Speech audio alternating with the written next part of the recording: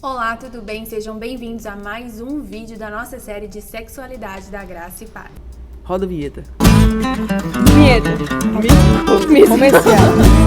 Então, para a gente começar esse bate-papo aqui hoje, eu gostaria de fazer uma pergunta para a nossa pastora a respeito de julgo desigual. Pastora, o que você pode falar para a gente, expor para todo mundo, explicando o que seria o julgo desigual? Oi, gente, como é que vocês estão? Julgo desigual, o próprio nome já diz, né? Porque quando a pessoa contrai um casamento, tem um relacionamento conjugal. E a palavra conjugal é conjugo igual. Então, nós subentendemos que para ter um casamento saudável, equilibrado, não pode haver julgo desigual. Porque a palavra desigual já indica desarmonia, desequilíbrio, desajuste. Então, o casamento ele tem que ser embasado no namoro, que é a preparação para esse casal consolidar essa aliança. E Deus só estabelece propósitos, Renato. Deus une propósitos. E a aliança de um casamento é muito séria, é eterna. Então, é bom que todos os casais, todos os namorados, os noivos, compreendam o que a palavra de Deus diz, que eu vou comentar com vocês agora o que a Bíblia, né? À luz da palavra, à luz da Bíblia, o que Deus nos instrui acerca de desigualdade. O casamento já é algo muito difícil, né, pastora? Mesmo quando as pessoas têm semelhanças. Então, quando a gente encontra uma pessoa e existe um julgo desigual, então isso complica ainda mais a possibilidade desse casamento funcionar. Só piora o nível de desentendimentos, de incompreensões, de frustrações e decepções. Por quê? Já é difícil para alguns lidar consigo mesmo. Verdade. Né? O eu, as bagagens que se traz. E eu sempre digo, né, que um casamento é uma cultura, uma mala com todas as informações de valores, de princípios, de tempero da vida, né, de gostos, para uma outra mala, uma outra bagagem, que os dois vão ter que se unir para uma única mala. Não cabe tudo numa mala só. Não cabe tudo numa mala só. Então, tem que ter muita comunicação, muita harmonia e muita igualdade, no sentido de compreender e ajuntar para o melhor. E a pastora podia trazer para a gente alguns exemplos do que caracterizaria, os exemplos mais comuns do que caracteriza um julgo desigual, por exemplo. Eu poderia dizer que a intelectualidade, o nível de um e de outro, seria um julgo desigual? Tudo que gera o desequilíbrio é um julgo desigual.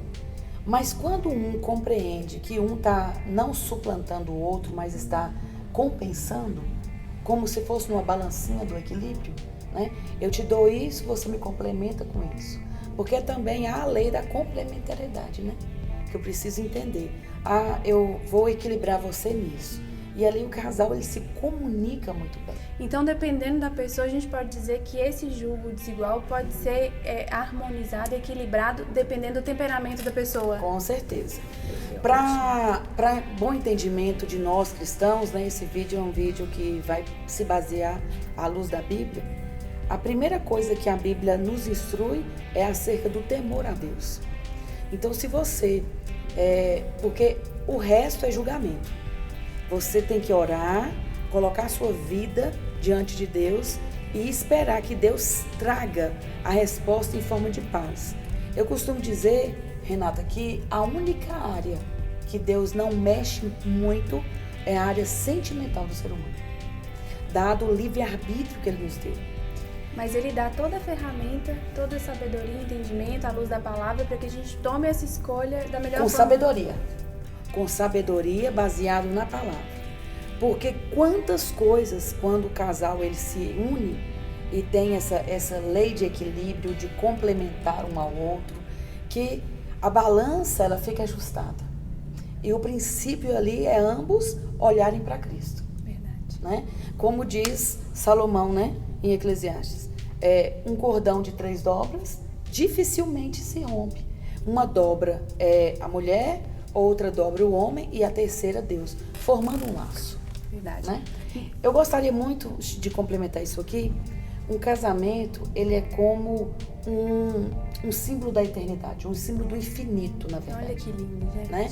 Então, analisa, é uma aliança, unindo a outra aliança e no meio, né, fecha aquele laço. Daí nos convites de casamento, gente, isso aqui é só para vocês, a título de curiosidade, fala-se enlace matrimonial.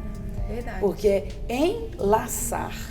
Eu enlaço no outro num laço de amor, né? Então, nós também temos aliança com o Senhor nosso Deus. E Ele nos laçou com laços de amor e de misericórdia, conforme diz Oséias. E Oséias é pronto para falar isso pra gente, porque ele se casou, né, amando de Deus, com uma mulher simbolizando Israel, que era uma prostituta. Que lindo.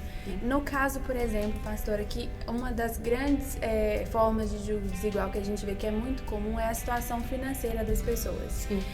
Principalmente quando a mulher, por exemplo, ganha mais que o homem. Mas no caso, se houver um entendimento de que a partir do momento que você casa, você se torna um só, e a pessoa tiver esse entendimento à luz da palavra, eles vão conseguir conciliar, porque na verdade não é um tem mais do que o outro, os dois têm aquele mesmo tanto. Seria isso? Isso. Somos um. Isso é lindo demais. Somos um. O casal deve sempre se perguntar, né? Somos um? Em forma de pergunta. Porque ali eles vão reavaliar o que está faltando para eles serem um. Porque o propósito da união no casamento é eles se tornarem um no Senhor. Pastora, responde pra gente qual que seria o julgo desigual mais desafiador para um casal enfrentar. Olha a palavra, Renata. Desafiar a dor. A dor do ser humano mais inerente ao campo espiritual. Quando se mexe no campo espiritual, que é a essência humana, a pessoa fica desequilibrada. Verdade. Então, eu vou aproveitar a palavra para te responder isso com propriedade. Em 2 Coríntios, capítulo 6, a partir do versículo 14, a palavra nos diz assim: não se ponham em julgo desigual com os descrentes. Então, Paulo, através do Espírito Santo, está nos instruindo a não ter comunhão, a não se colocar, ou seja, é uma escolha minha. Eu preciso ter sabedoria para olhar os sinais. Deus nunca vai nos deixar confundidos, desapercebidos. Ele vai nos instruir. É aí que a gente diz, gente, que a paixão é que é cega. O amor tudo vê, tudo sofre, tudo conhece, tudo espera, tudo suporta. A paixão, ela dura cientificamente 2 anos. Em 2 anos, a pessoa ela pode compreender que é ou não é. Tem que ficar atenta aos sinais.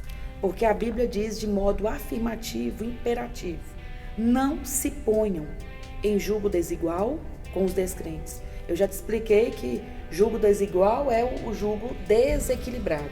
Porque o julgo, imaginam 2 bois. Tem um julgo.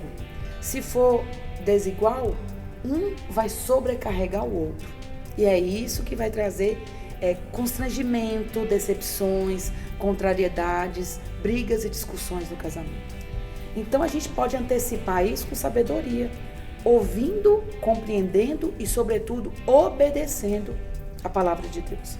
Não se ponham em julgo desigual com os descrentes. Descrentes é quem não crê, tá bom? Pois que sociedade pode haver entre a justiça e a iniquidade? Ou que comunhão há entre a luz e as trevas? Que harmonia pode haver entre Cristo e o maligno? Ou que união existe entre o crente e o descrente? Que ligação há entre o santuário de Deus e os ídolos? Pois nós somos o santuário do Deus vivo, como Ele próprio disse: habitarei e andarei entre eles, serei o seu Deus e eles serão o meu povo. Acho isso tremendo, né? Então, quando você pergunta, né, pastora, qual o julgo desigual mais desafiador? Aquele que desafia a dor mais íntima sua. E é a espiritualidade. Então, a Bíblia diz, Renata, que o temor do Senhor é o princípio da sabedoria. Se você está em comunhão com alguém que não teme o Deus que criou tudo, é de se pensar e de colocar-se você em primeiro lugar, porque é aí que está o amor ao próximo como a ti mesmo. A ti mesmo. Então fica claro, gente, que nós já temos aqui agora conteúdo suficiente para a gente poder tomar decisões sábias. Nós podemos ver aqui que a orientação bíblica para a gente é não se envolver com pessoas de fé diferente. Eu acredito que por isso a fé mexe exatamente com os nossos valores e princípios que devem ser inegociáveis, e isso gera um jugo muito desafiador, possivelmente algo que vai atrapalhar muito a união de duas pessoas. Então fica aqui vários conselhos, várias orientações para você tomar essa decisão certa, e Deus deixa claro pra gente toda a ferramenta, toda a instrução para que você tome a melhor decisão na hora de escolher o seu parceiro. Eu queria aproveitar esse momento, gente, e encerrar devolvendo agora a pergunta para Renata, como exemplo, né, dessa série. Essa é a série Sexualidade e esse tema é o jugo desigual.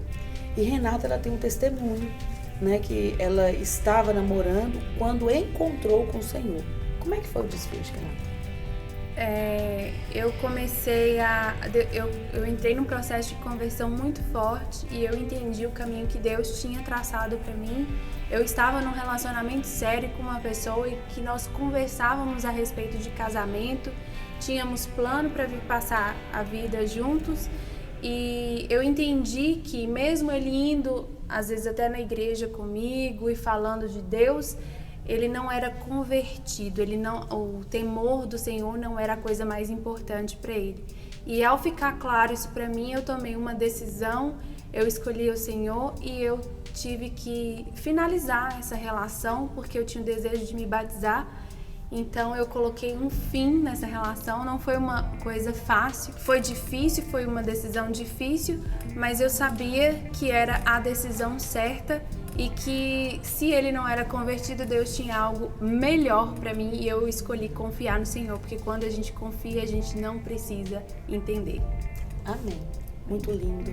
Isso é uma questão de fé, né? De colocar o Senhor em primeiro lugar. Porque a Bíblia diz, né, que quando nós colocamos o Senhor em primeiro lugar, Ele acrescenta em nós todas as coisas. Verdade. Buscar primeiro o reino do céu e todas as outras coisas lhe serão acrescentadas. Continuo esperando. Obrigada, gente, pela linda oportunidade. Gente, muito obrigada, e fiquem ligados porque haverão outros vídeos da série Sexualidade. Então a gente vai trazer também vídeos sobre namoro, escolhas e etc. Um beijo pra todos.